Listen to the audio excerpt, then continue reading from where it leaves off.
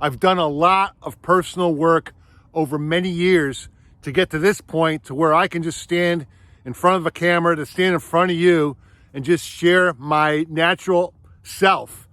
And you would think that would be easy. Maybe it's easy for you, but it hasn't been easy for me. It's been quite a journey and quite a lot of work to free myself up, to give myself permission to open up my voice.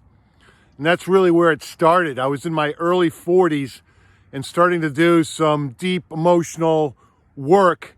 And what I noticed is how constricted I was in my throat, in my voice. And when I was speaking to people just on an everyday basis, I would notice again and again the constriction in my voice, and it was garbled, and it was kind of like Kermit the Frog, like, that's an exaggeration, but not, it was there. I noticed it on a subtle level. As I began diving into it, I noticed that this physical constriction in my voice, that wasn't really the problem. That was a symptom of the problem. And that underneath, I was constricted inside. I was constricted in my belief systems about myself, and am I good enough, and am I worthy, and what do they think? The what do they think, and will they like me? Deep down, that was a big driving force. And so that constriction and the lack of confidence in myself and who I was and who I am was resulting in this symptom of a constricted voice. So as I began diving deeper and deeper into my own self-limitations, into my own shut-downness, that's where I found the source of the constriction in my voice to be. I've done a number of workshops. I've done some one-on-one coaching. I've done a little bit of psychotherapy. And all of that has helped me to slowly, over time, begin to open up. I've been in a men's group for the last several years. That's a weekly thing. And that allows me to have a safe place to share my feelings, to share my truth, to be seen and be heard by a group of other men in a very safe situation. And it's very supportive. So I mention these things as places I've gone to do deep work of opening myself up. As a teenager and into my 20s and even into my 30s, I was a guy who was very shut down emotionally, very non-self-expressive. My late teens and into my early 20s, I was a guy who was very quiet. I didn't even talk much. I kept my mouth shut a lot. That was what I've learned to be kind of a safe play for myself as well. I'll just keep my mouth shut and that will be safe. And as you can imagine, that doesn't get me in front of a camera like this. That didn't get me the kind of relationships I wanted. That didn't allow me to express myself, to be this vivacious, self-expressive person that I really am inside. And so the deep personal work, the journey of emotional awakening, as I call it, was about me slowly taking off the suit of armor. And that suit of armor was not only, quote unquote, protecting me from the outside world, but it was also shutting me off inside from expressing myself.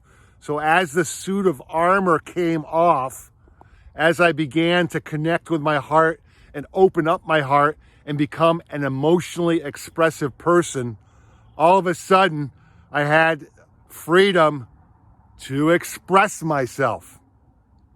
So the topic here of this video is, what does it take to stand in front of a camera like this? What does it take for me to stand in front of you like this and just be my raw, authentic, natural self? And so I've described a little bit about this journey of emotional awakening that I've been on for years and years and years.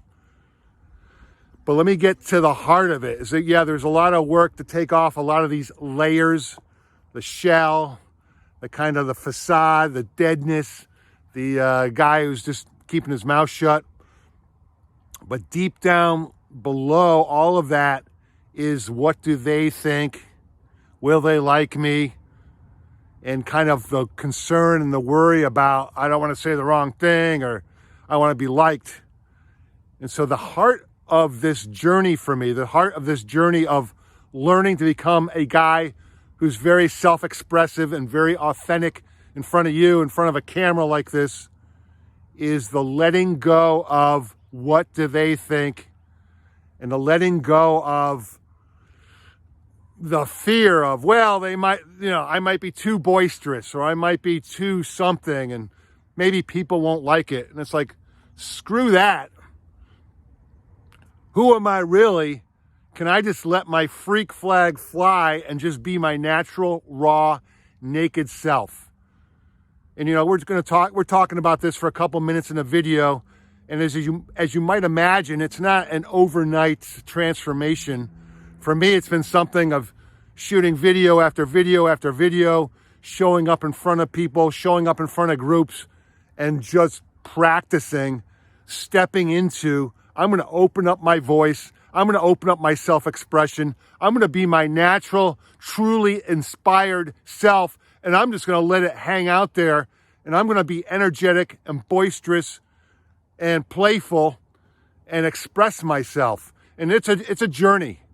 I've shot hundreds of these videos, and I actually recommend that. If you're looking to open up your own self-expression, I recommend that you use a camera like I'm doing and shoot yourself talking, and use that as a feedback mechanism so that you can see for yourself where you're shut down, where you're constricted, where you're hiding.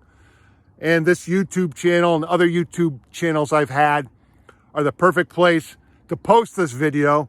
And yeah, not all the videos I've made are pretty and don't have bragging rights.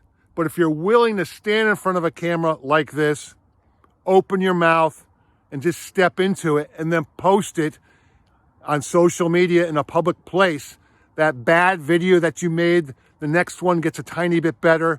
The next one after that gets a tiny bit better. If you're willing to be on the journey of falling down and maybe making one bad video after another, eventually and incrementally, each video gets a little bit better. If you can, when I'm done, can I look at this video and say, well, that was pretty good, but I could be more like this, or you're kind of hiding, or that's not really you. Where's the real you in there?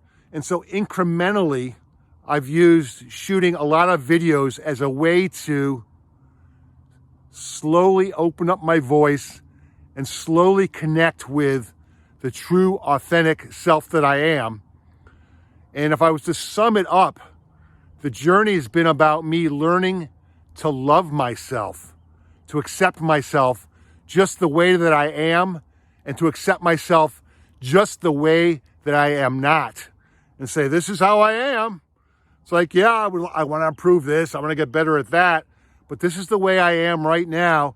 And I'm just going to embrace the way I am. And I'm going to make myself okay in my own eyes, in my own heart, because I am okay.